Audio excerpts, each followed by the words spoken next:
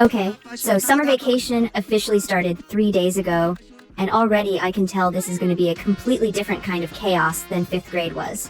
No more assigned partners, no more pencil sharpener disasters, no more accidental rumors about cafeteria chocolate fountains.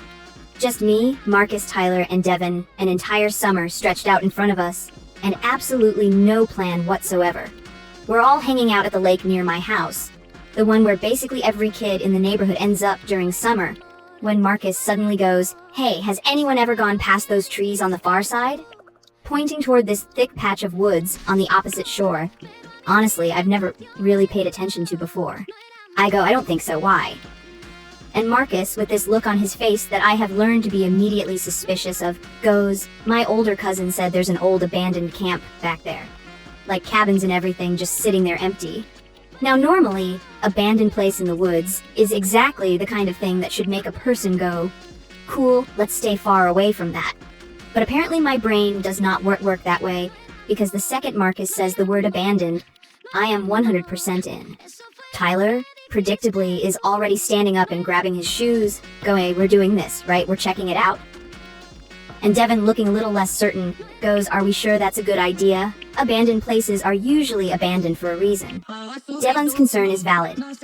Devin's concern is, in hindsight, extremely valid. But 4 5th graders with an entire boring summer ahead of them and 0 adult supervision are not exactly known for making the most cautious decisions. So naturally we vote, and it's 3 against 1, abandoned camp exploration wins. We start making our way around the lake, which takes way longer than expected because apparently maps in your head are never as accurate as you think they are. We end up pushing through overgrown bushes, climbing over fallen logs, and at one point Tyler nearly walks straight into what he swears was a spider web the size of a trampoline, though Marcus insists it was, quote, "a totally normal-sized spider web," which honestly, coming from Marcus, is not exactly a reliable source of spider web measurements. After what feels like forever, but is probably only 20 minutes, we finally push through one last patch of bushes, and there it is. An entire abandoned summer camp, just sitting there in this little clearing, completely silent except for birds and wind rustling through the trees. There are like 6 or 7 wooden cabins, all faded and covered in vines, a big rusted metal sign that says Camp Pinewood in letters that are mostly worn away, and this huge old fire pit in the center that's completely overgrown with grass. For a solid 10 seconds, none of us say anything. We just stand there staring at this place like we just discovered some kind of lost civilization. Marcus finally breaks the silence, whispering, "This is literally the coolest thing I've ever seen." And honestly, I have to agree, because there's something genuinely amazing about finding a place like this that feels completely forgotten by the rest of the world. We start exploring carefully, and it becomes clear pretty quickly that this camp has been empty for a really long time. Some of the cabin doors are hanging off their hinges, there's moss growing on basically every surface, and inside the first cabin we check, there are still old bunk beds with rotted mattresses, plus a bulletin board covered in faded, curling papers that are basically impossible to read anymore. Tyler, being Tyler, immediately wants to check every single cabin, going full explorer mode, while Devin keeps insisting we should probably head back before it gets too late, glancing nervously like the sky like the sun is going to set any second even though it's only like 2 in the afternoon. Marcus, meanwhile, is already digging through an old wooden box he found near the fire pit, pulling out what turns out to be a stack of old camp photographs, faded and slightly water damaged, but still showing kids from what must be like 20 or 30 years ago, doing all the normal camp stuff, canoeing, campfires, some kind of talent show that honestly reminds me a little too much of my own recent stage fright trauma. We spend probably an hour just wandering through this place, finding little pieces of the camp's history everywhere. An old faded flag in what used to be a main hall type building, a rusted bell that Tyler insists on ringing, which creates this loud, echoing clang that makes all 4 of us jump about a foot in the air. A small overgrown garden that somehow still has a few stubborn flowers growing through the weeds, refusing to give up even after being abandoned for who knows how long. Then, in the very last cabin we check, the one furthest from where we entered, Devin finds something that changes the whole mood of our exploration. Tucked under one of the old bunk beds is a small metal box, rusted but still closed, with an actual working latch. We all crowd around as Devin carefully pries it open, and inside is this collection of stuff that clearly belonged to some kid who used to come to this camp. An old friendship bracelet, some faded Polaroid photos, a folded-up piece of paper that turns out to be a letter, and a small journal with a leather cover that's cracked and worn but still mostly intact.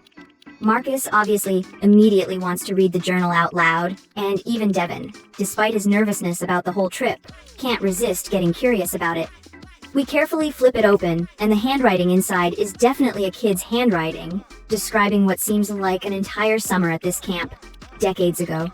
There's stuff about swimming races, ghost stories told around the campfire, a whole entry dedicated to some kid named Charlie, who apparently couldn't swim and had a very dramatic first lesson in the lake. Reading through this journal genuinely feels like uncovering this whole secret piece of history that nobody else knows about.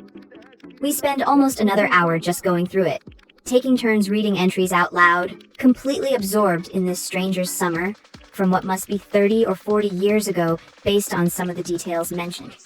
That's when Tyler noticed something on the last few pages.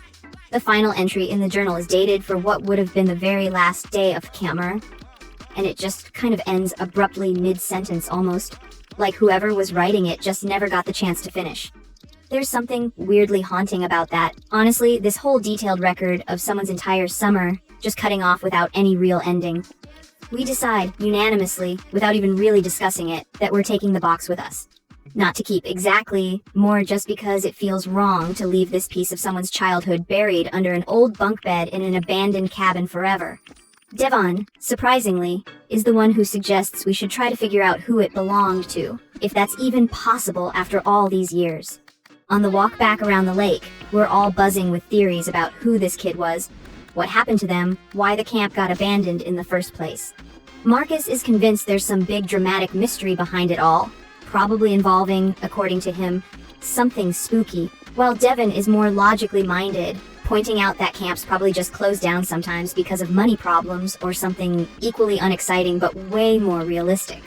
When we finally get back to the regular side of the lake, practically buzzing with everything we found, we run straight into my mom, who happened to come looking for me since I was gone way longer than I said I'd be. The second she sees the old metal box and hears the words abandoned camp, her whole expression changes, and she goes, "Wait, you found Camp Pinewood? I didn't even know that was still out there."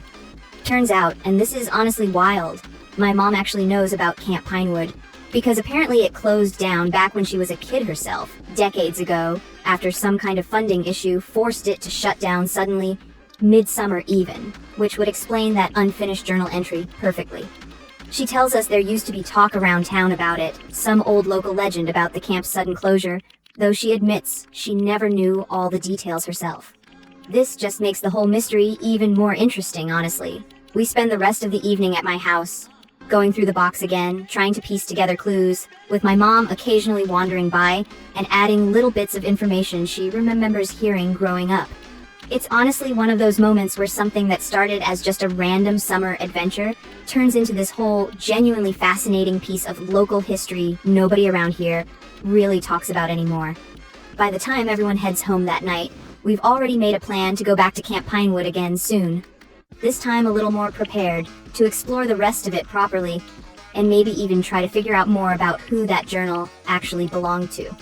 Devon, despite being the most nervous one about going in the first place, is now somehow the most excited to go back and investigate further, which honestly might be the biggest plot twist of the entire day.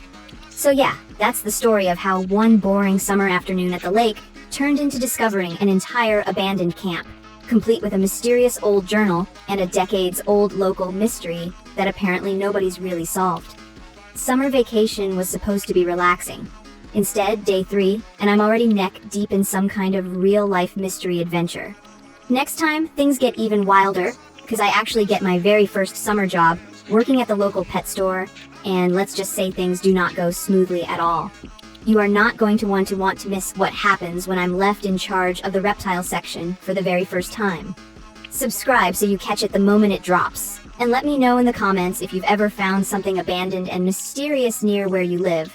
Because apparently every neighborhood has at least one story like this hiding somewhere. See you in the next one.